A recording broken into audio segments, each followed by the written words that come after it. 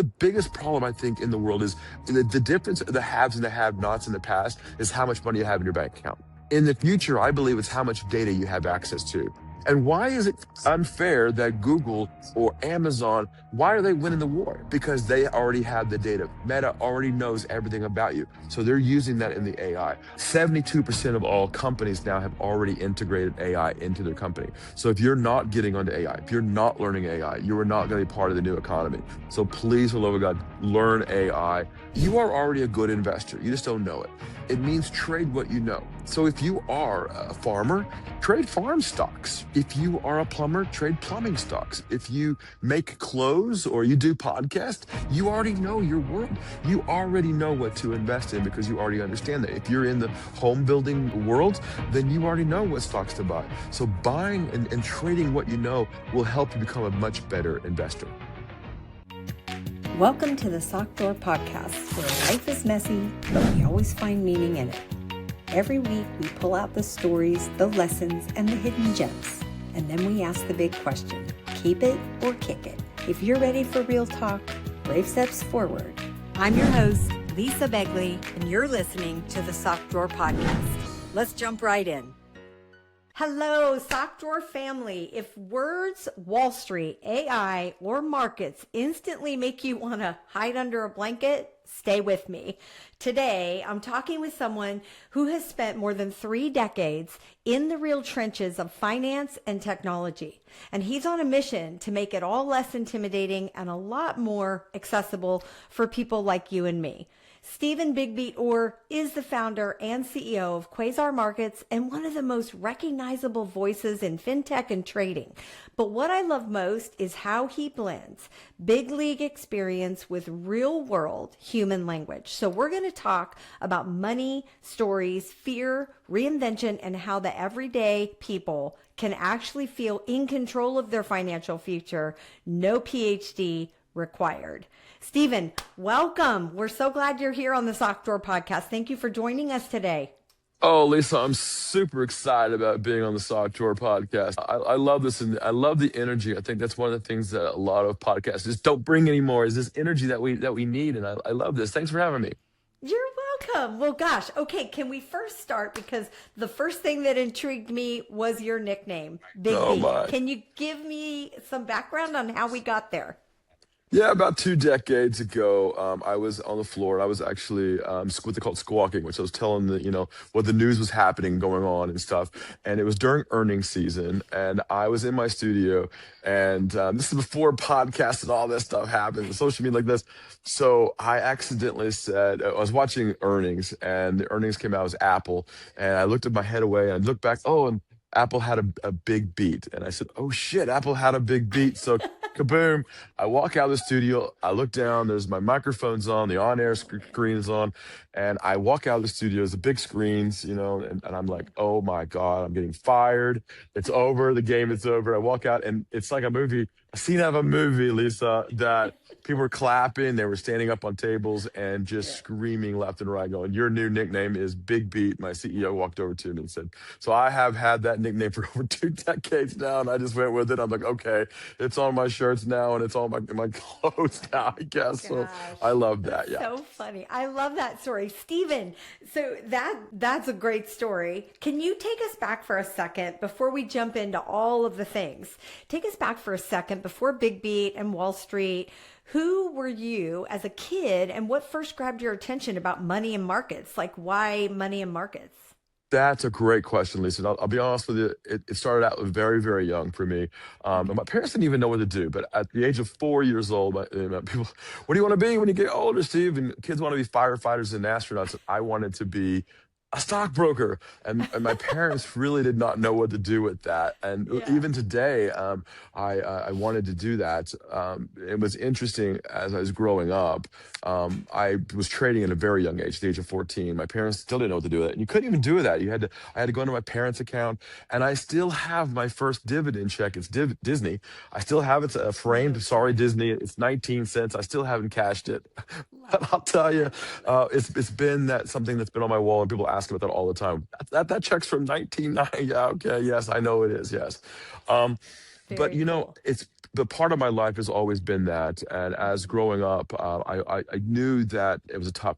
And it was interesting when I was a little older, maybe when I was like 6 or 7 or 8. I found out that I wasn't very good at math, which was completely nonsense because today I'm a math whiz, right? But Right. I didn't understand math in the way that I was being taught. So I believed since then, even today, that education is very important. And we'll talk about that too a little bit later in the podcast. But when Hmm. I look at the world today, I think education is something that we is dearly needed, especially in the trading, because Yeah. everybody's an investor. And so as I got to high school and I got to college and later in life, I realized that the world mattered a lot. And I took a different turn.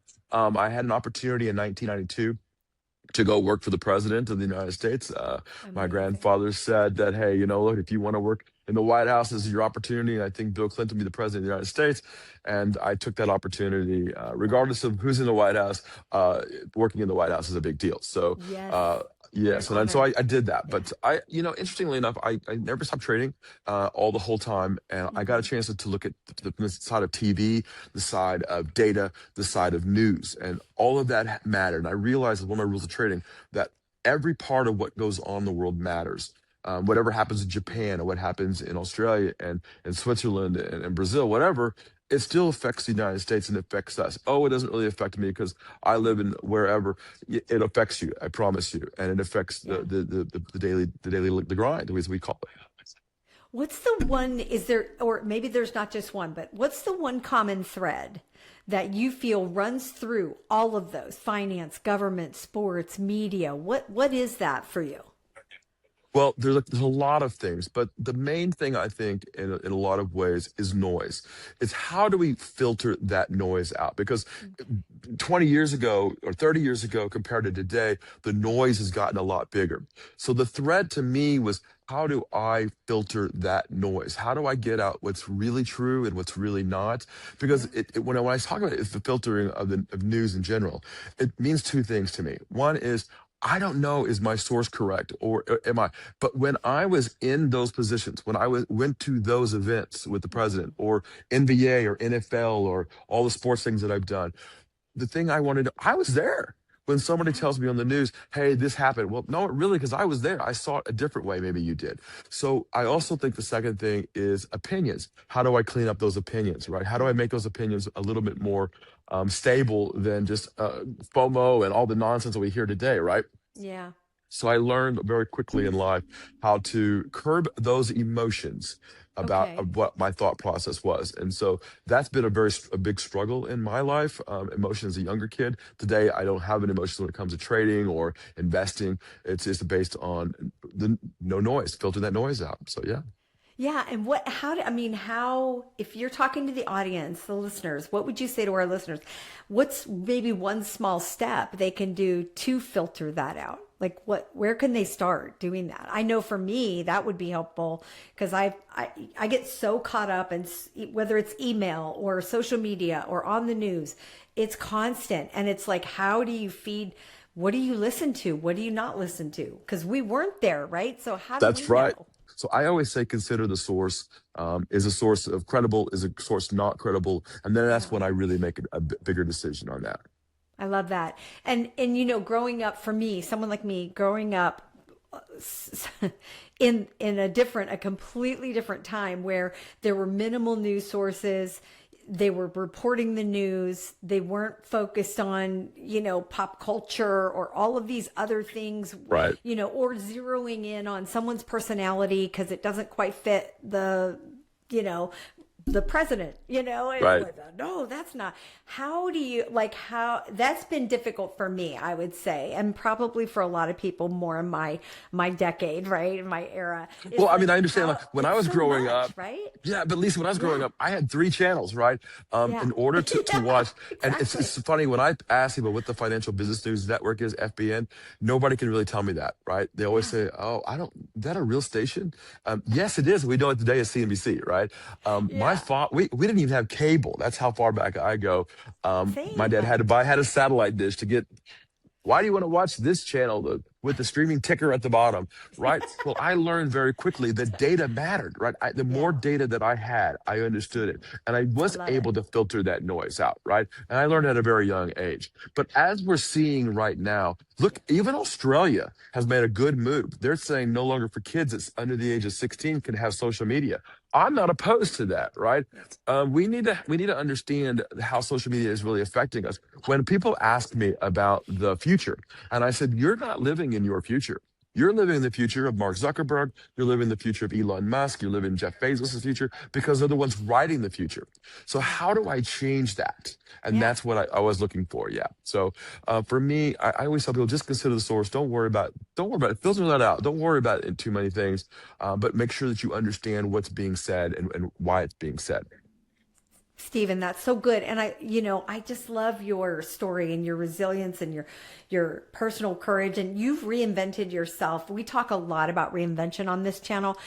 You've reinvented yourself more than once, Yes. obviously, from working in Yes. Washington, senior roles in major firms, and launching your own platform.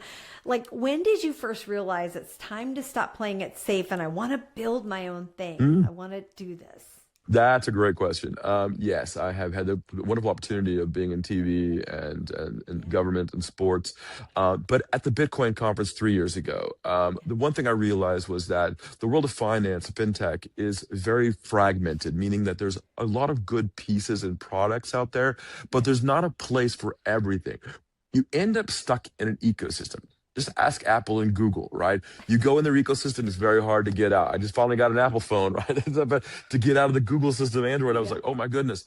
But what if I could build a platform that allowed me to put everything into one place? I don't care if you like Fidelity or E-Trade or Robinhood. I love them all. Maybe TradingView has great charts, but not good news. Maybe you have Hmm. Bloomberg has great news, but not very good charts.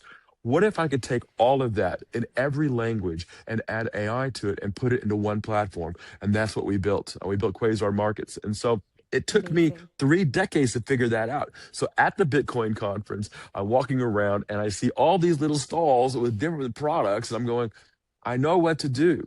And I told my friend Oliver Kelman, I know what to do. And he said, well, just build it. Why are you taking so long? My in-law said the same thing. What are you waiting on? You build your Yeah. own thing, right? So I said, yeah, you know what? I think I'm going to do that. think I will build my own thing. So we did that. We started with 3 years and $3 million later, we have built Quasar Markets and we're on the Amazing. cusp of building the new version, will be coming out in January. So I'm very excited It's about that one. exciting. Yes, Yes. thank you. Congrats. Let me ask you, can you just give myself included and our listeners maybe the layman's version of fintech? Fintech is very simple. Okay. Financial technology. And so financial means the financial side of things like technology. And what's very interesting, Lisa, is that fintech itself has not grown very fast over the last 30 years. Fintech is starting to a little bit, but they're still not keeping up with technology like social media and chat. So when you put technology together with financial data and put that and make it a lot easier for users, we've now got apps now. But I think the future is not apps. I think the future is wearables where you see it. The thing about like Minority Report, you can touch things and screens and make your charts bigger and see your news. And you want to watch 5 different channels at the same time. Great, you're filtering that news out, the ones you Yeah. want, but all in one screen. So you don't have to have these huge screens like we do on Wall Street and make it in a way that's easy to understand. AI, the side of it. So, okay, I'm a dentist, Seattle dentist, and I don't know anything about the markets. Great. The AI itself will change so that you understand. So the platform will change for Yeah. you, reconfigure itself. Okay, you like NVIDIA stock, you don't understand options. Great. And create a place to also have education in the system. Yeah. So there wasn't that. And for me, that's the fintech side of things that I wanted to build. I love that. So you're building an AI powered platform, or you have built, that pulls from thousands of data sources, right? So taking that in plain plain English for all of us, what problem are you trying to solve for every investor, for the The everyday problem investor who's like, you know, The problem is that if you're really smart in finance, you're going to be fine. right? The problem is, where do you start? Because Yeah. everybody's an investor. You may not even think you're an investor. Oh, I don't have any stock. I don't even know how to. It's okay. You know Yep. what? If you're paying taxes, you are an investor because the world pays taxes, the Social Security pays taxes right into the bond market, right? Yeah. So you are an investor. Why not Okay. make that the best way of doing it? And so, how do I get them started? The AI that I'm building is attaching itself to the actual databases. So that does three things. The first thing it does is it allows it to not hallucinate. AIs right now hallucinate. They make up data. They don't really, sometimes they're pulling from sources they don't really understand. I Correct. wanted to let the user attach itself to the database that they want to pull from. If they like sports, great. So just the sports data. But ChatGPT, Anthropic, they're all different. I have 18 AIs in it. I think the answer is not one AI, it's many AIs, and let the machine build it. Let me put this in your terms. You don't understand something? Great. Hey, I want to understand this news article in a way that I would understand it. Great. And it'll bring it to your level or your PhD level in it, or you're a dentist in Seattle, and all of a sudden it puts it in, root canal terms, right? That's what I Yeah. wanted it to do. And I wanted to filter out that noise and make it a little clearer to you because the world, as I always say, options are not scary. That's what my Yep. rules. But the problem is people are scared. They don't really understand it. So I tell people, hey, find a good educator, right? And so in that education could be right through the AIs itself. And they'll be able to teach you how to trade options the way that you would understand it. And that's the way I built the AI. And I won 4 awards, two from Benzinga and two at Finance Fees International as well. Amazing. And I'm about to win 2 more awards, I understand, coming up next Yay. month. So yeah, I'm Love pretty it. excited about that. Yes. Well, you're doing that. You're putting in the work and you're doing all the things that it takes to put this together. For somebody listening, when talking about all of this stuff, for somebody listening, right, who hears markets and then instantly thinks casino or something of that nature, right? Especially with AI being a piece of that, like that can Yeah. be a little scary for people. What are they getting wrong about how this actually works? Well, I think there's a couple of things. Okay. I'm not happy about the addition of the casino feel to markets today, right? Because Yeah. investing is one thing and gambling is another. What makes an investor and what makes a gambler a gambler? Well, when you gamble, you're not in control of the next card. You're not in control of the dice.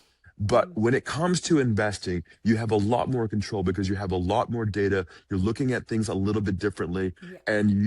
And here's the cool thing about it, as your listeners need to understand, the best way to learn how to trade is I learned it from a guy named Peter Lynch. Many, many years ago, Peter Lynch wrote a Mm, book called One Up on Wall Street. Now, I always recommend everybody read the book, One Up yeah. on Wall Street. And what it says is that you are already a good investor. You just don't know it. It means trade what you know.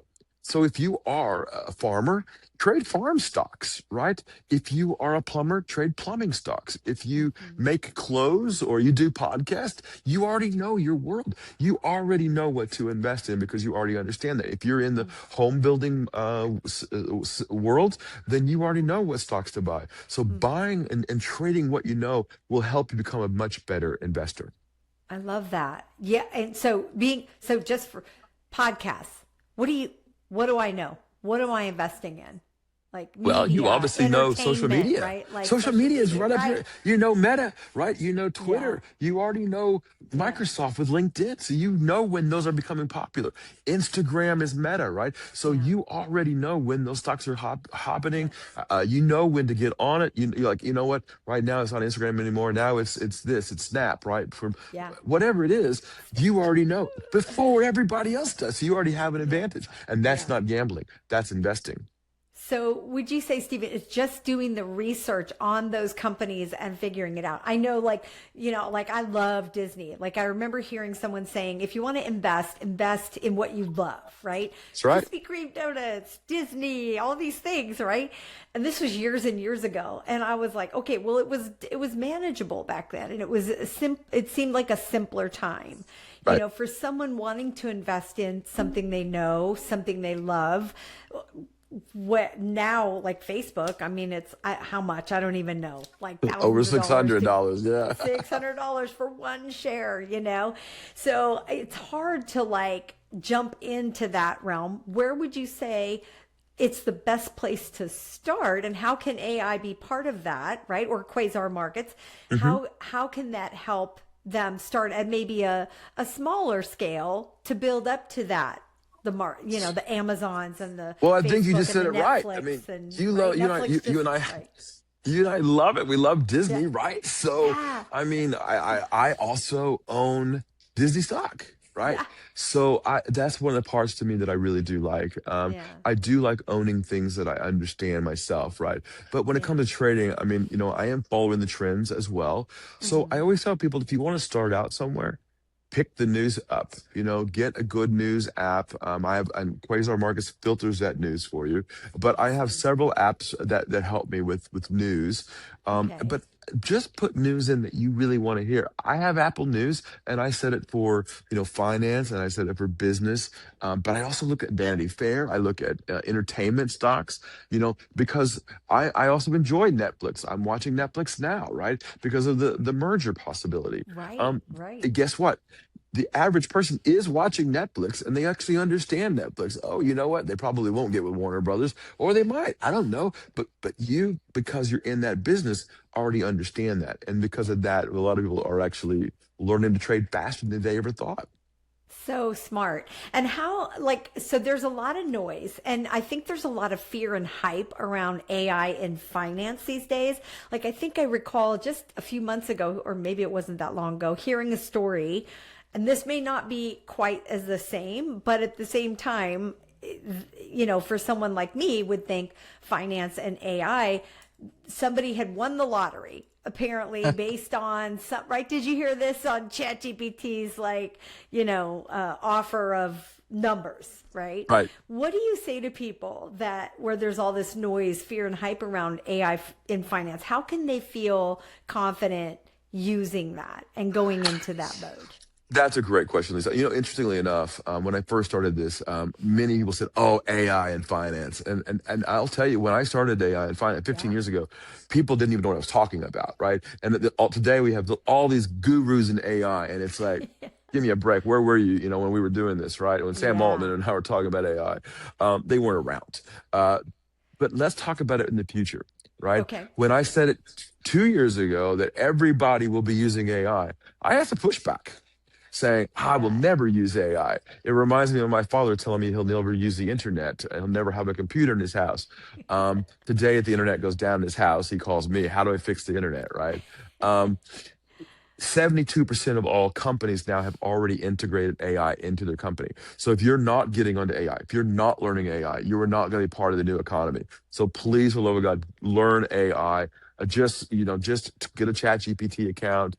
They're free, and just start playing around with it. Begin to play around with it. You don't even have to go deep. You don't have to and give it your internal secrets to AI, and I don't think anybody should. But we're also not going to see Arnold Schwarzenegger come out of the sky and Skynet being turned on. The world's going to go to hell in a handbasket tomorrow. That's just not going to happen. Oh my And goodness. tamper that fear down, filter that noise, and relax and Yeah. begin to understand. The internet's not as crazy as it used to be. Right? It was very wild west at the very beginning. Yeah.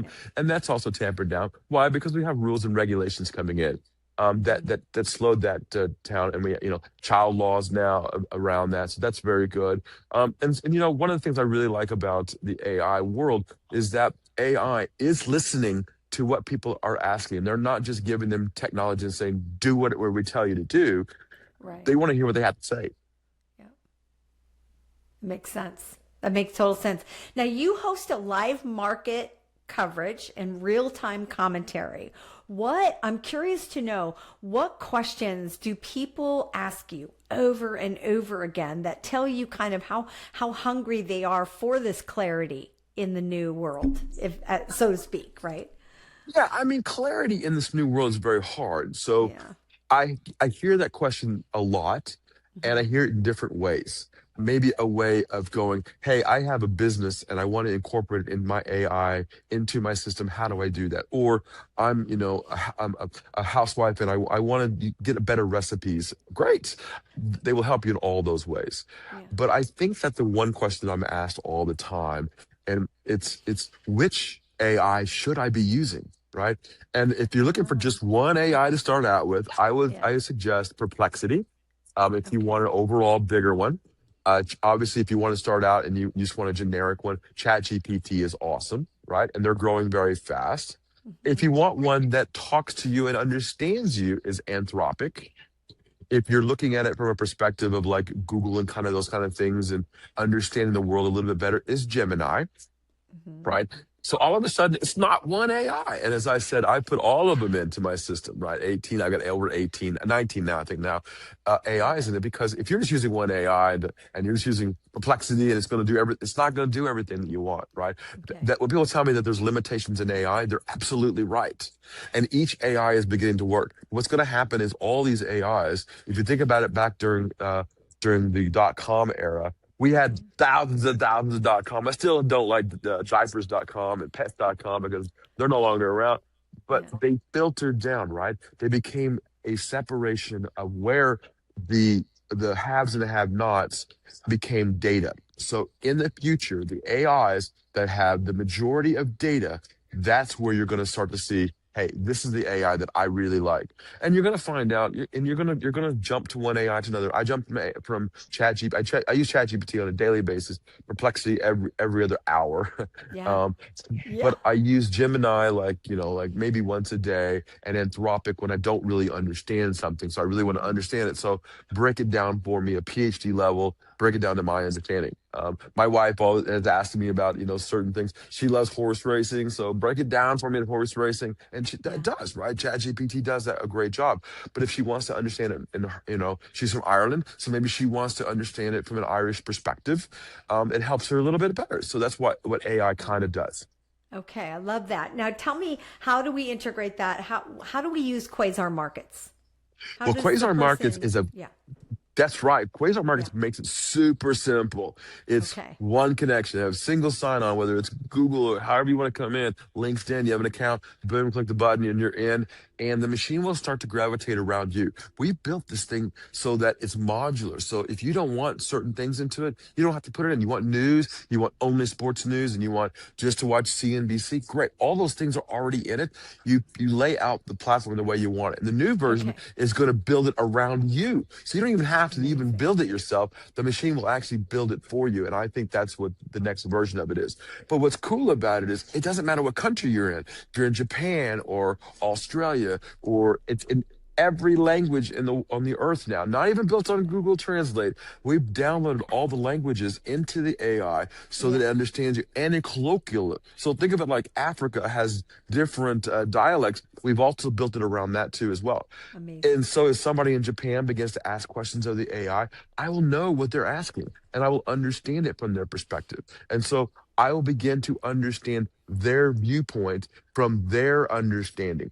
That's part of Amazing. the problem in the world right now is we don't always understand each other because we don't understand how they live, and how they don't understand their opinion, right? Well, this time I'm going to get it forward thinking, right? They're asking Yeah. a question about the future, about their future, the way they see it. Great. I want to see their future in their language. And then if they do it in German, I'll see it in English. If I do it in English, they'll see it in German. We've also Yeah. built it in a way that translates what they're saying, what the way they're hearing it, in the way that you need to hear it from what they're expecting. That's what the AI does, and does it efficiently.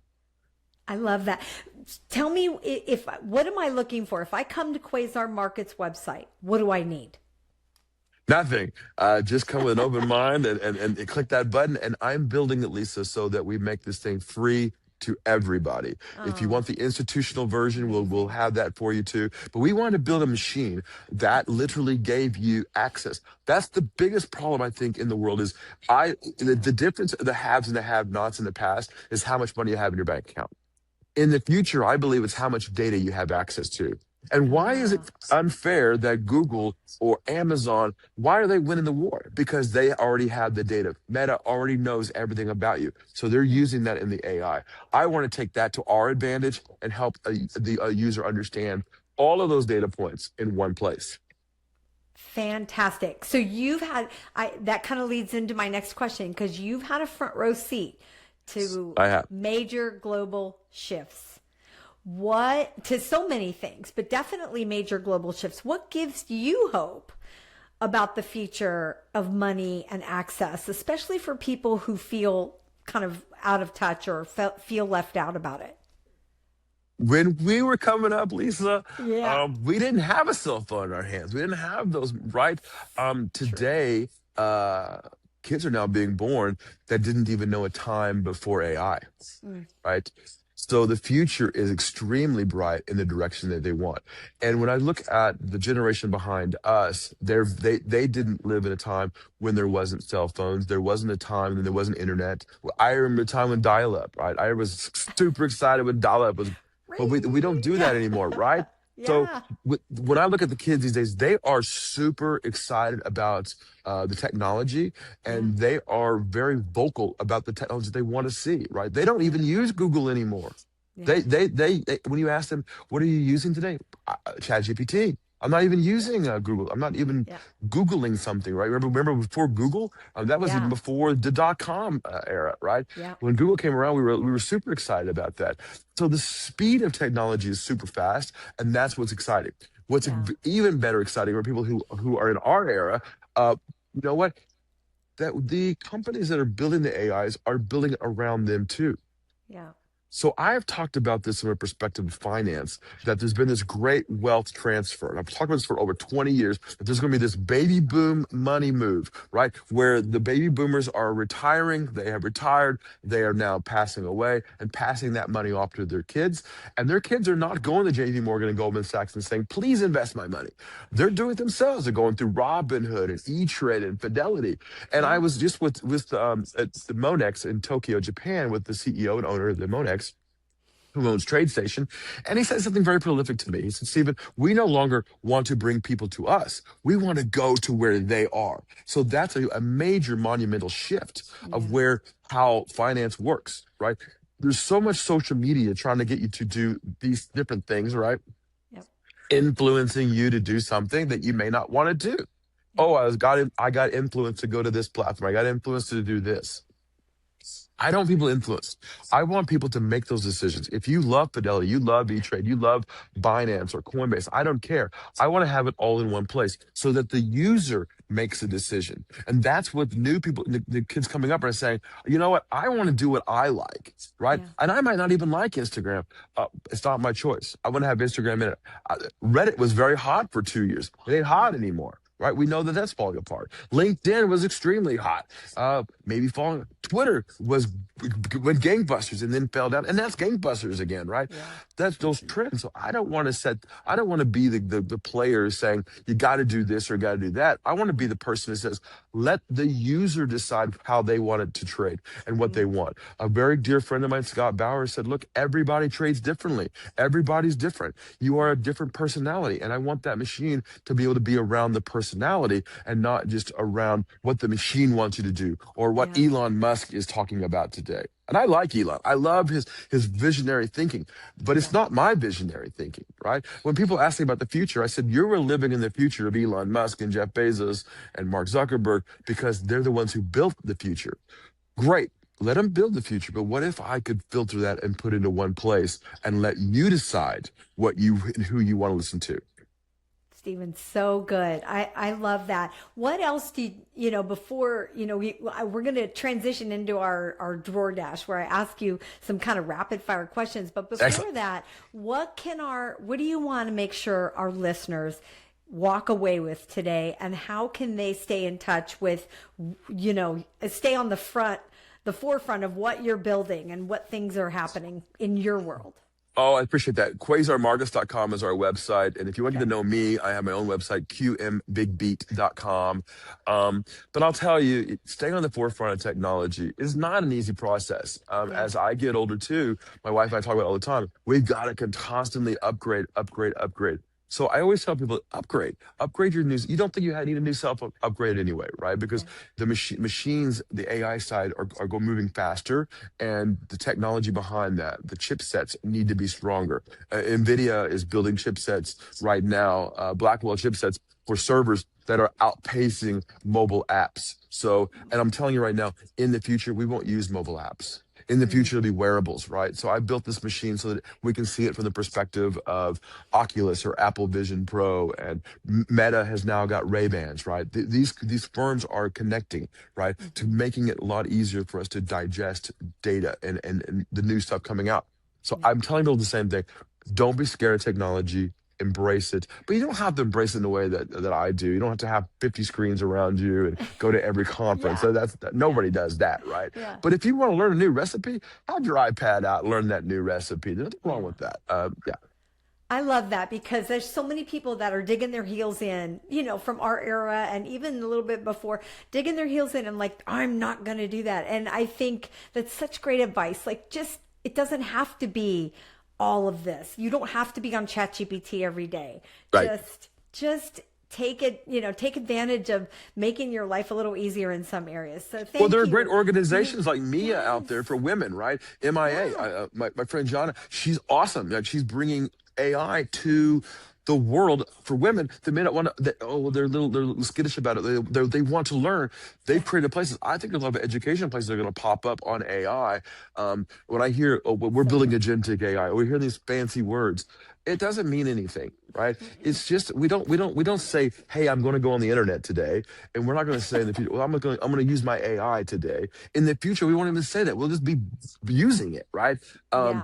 when I about 10 years ago, my mom asked me the question, "Hey, you're always in the forefront of technology. What's something going to be cool down the road?" Okay, cars are going to drive themselves. I almost got kicked off the Thanksgiving dinner table, Lisa, because, well, how are you going to drive the car? I don't Yeah. believe Come that. on now. Yeah. How's that going to work? How do you put the key in the ignition? We don't use keys anymore. We have we push a button now, right? Well, there Yeah. won't be a gas pedal, right? Because it's electric.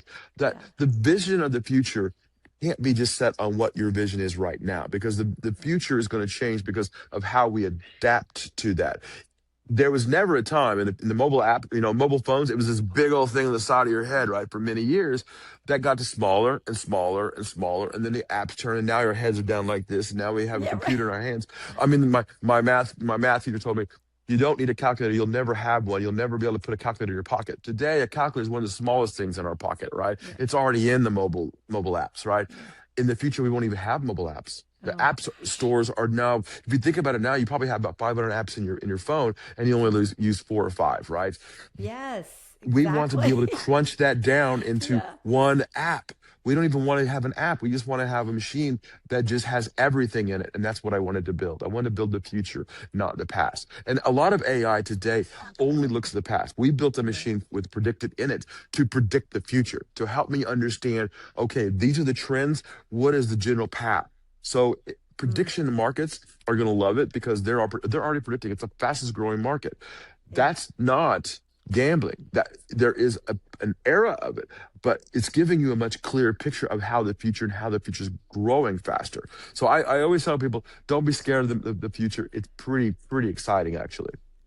Love it. This has been, Stephen, honestly, this has been so incredible so far. And you've taken something that feels so overwhelming and intimidating but you've made it feel human, approachable, and honestly kind of exciting. I mean, I'm more excited than before we hopped on here, even before when we were chatting, before we jumped in. I'm like, just, I think I'm anybody probably who's not not more as hearing excited as this, I am about the sock drawer. I'm super excited about the sock drawer. thank you.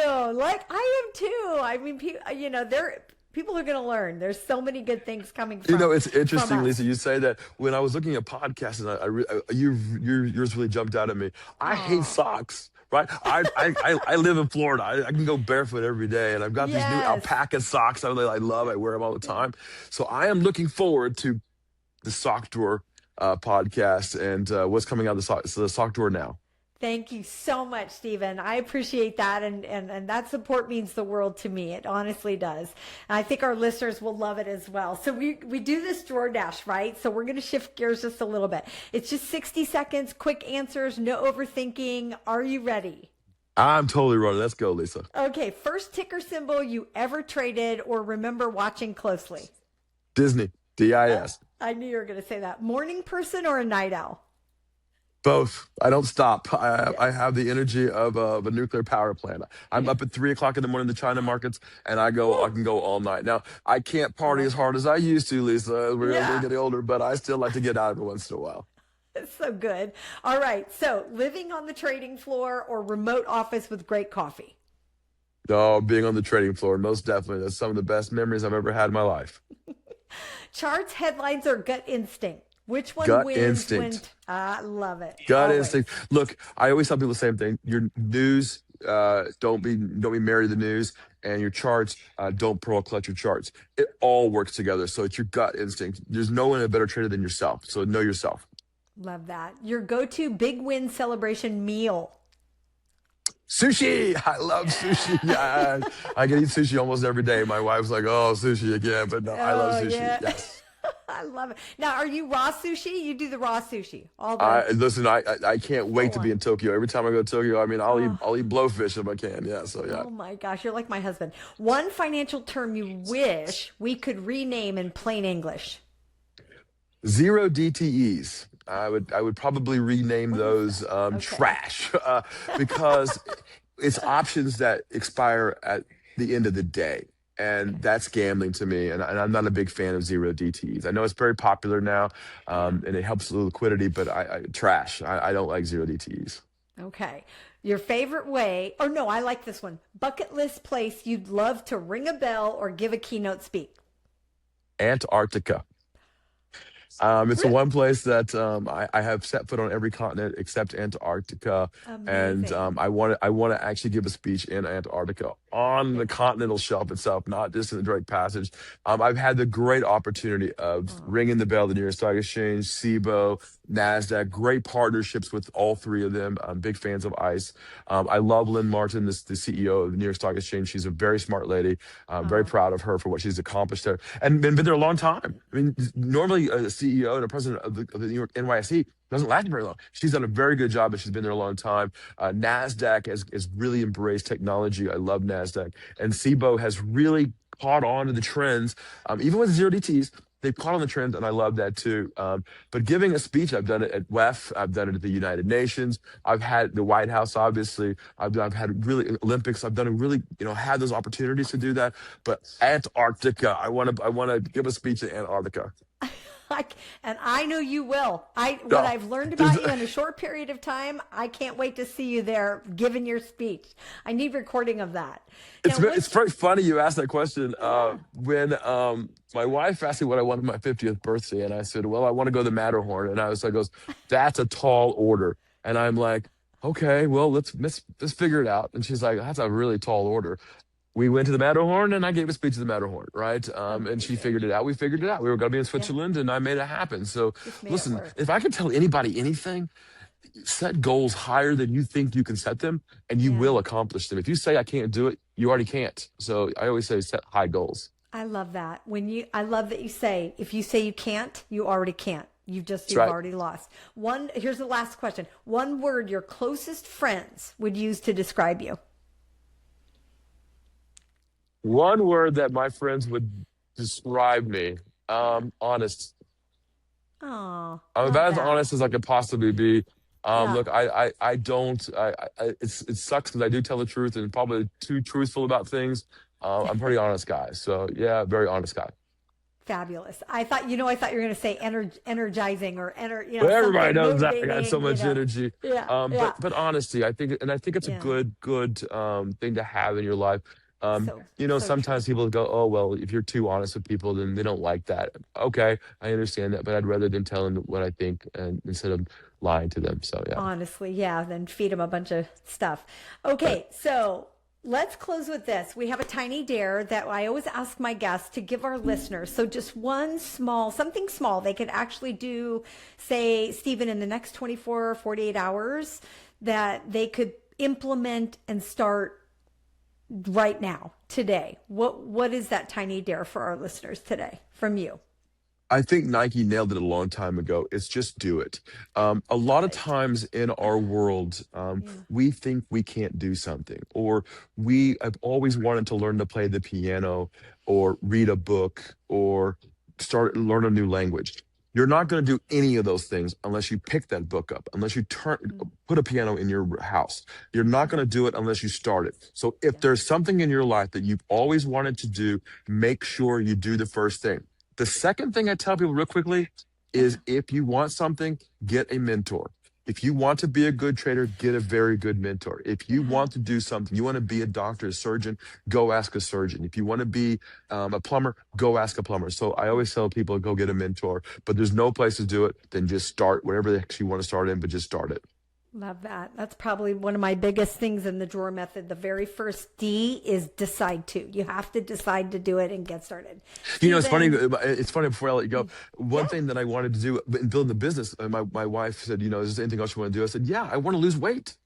So you know what? I went to the doctor. I said, look, I got to lose weight. Tell me how to do it. And I did it. I did lost 130 pounds. I wouldn't have done that. I had to not just sit there and said, I'm going to do it. So folks, if I can do it, anybody can do anything you've ever wanted to do. If I can do it, if a kid from Southern Illinois, I know you guys can do it. Stephen, that is amazing. I can't thank you enough for bringing your honesty, energy, your clarity, and your heart to this conversation, and just for being here with us. You didn't just teach us about markets. I feel like you reminded us that reinvention, it doesn't happen in giant leaps, right? That's It right. happens in tiny, kind of courageous steps and that compound over time. And look where you are now. To everyone listening, you know, if today pulled something out of your own sock drawer, a fear, a question, a possibility, just remember, you don't have to have all the answers. You just have to stay curious and take that first step. And until next time, keep sorting through all of it, keep exploring, keep being courageous, and taking those steps toward the life that you actually want to build, maybe not the one you're just living. Enjoy it, and we'll talk to you soon. Thanks, Stephen, again. All right, Sock Drawer family, that's a wrap on today's Drawer Dump.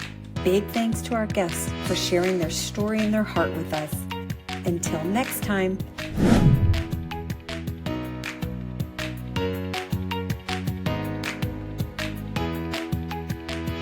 Don't forget, life's too short for mismatched socks. Retire the ones with holes, inspire the ones that still shine. See you soon.